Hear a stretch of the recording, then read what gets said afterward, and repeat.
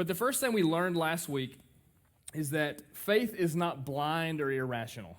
So faith in the biblical sense and in the Christian sense is trust.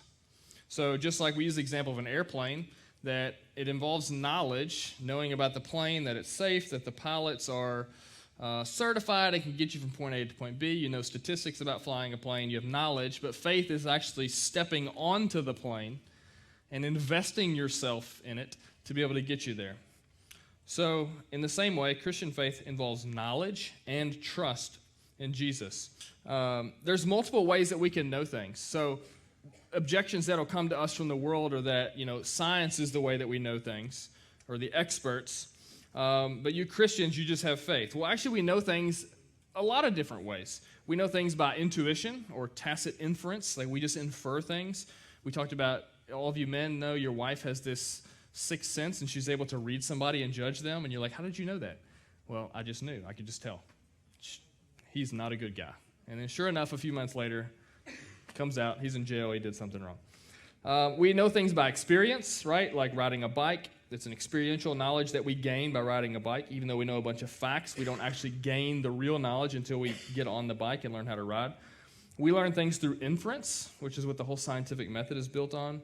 We know some things, moral truths, and some other truths about ourselves just by just knowing them. So we know certain things are right and wrong. We don't come to that through some sort of deductive argument. We just know certain things are right and certain things are wrong. And those are the things we really know. Other things that we know are just preloaded into us, okay? That would be like logical truths or mathematical truths. We know some things by authority. So some things that we know as Christians, we know on the authority of somebody else. So a lot of scientific stuff that we say we know, we actually know it on the basis of the authority of somebody else who said it to us. And we know a lot of things based on authority. And then lastly, we know things through our senses as well. And the Bible teaches that we know certain things, but also that faith is trust in God. So we know certain things about God and about Jesus, but faith is trusting in Him for certain things as well. We looked at a couple misconceptions that knowledge does not equal certainty. So we're not about trying to be 1,000% certain about something, although we can arrive at that at times.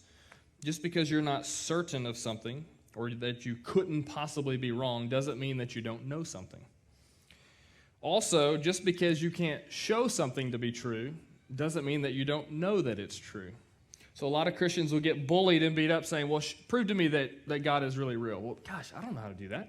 Well, that doesn't mean that you don't know it. Just because you can't prove it, just pop back at the person and say, prove to me that the earth is a sphere. Well, I don't know, I saw it in a picture or I read it in a science book. Well, same sort of thing applies. Just because you can't show something to be true doesn't mean that you don't know that it's true.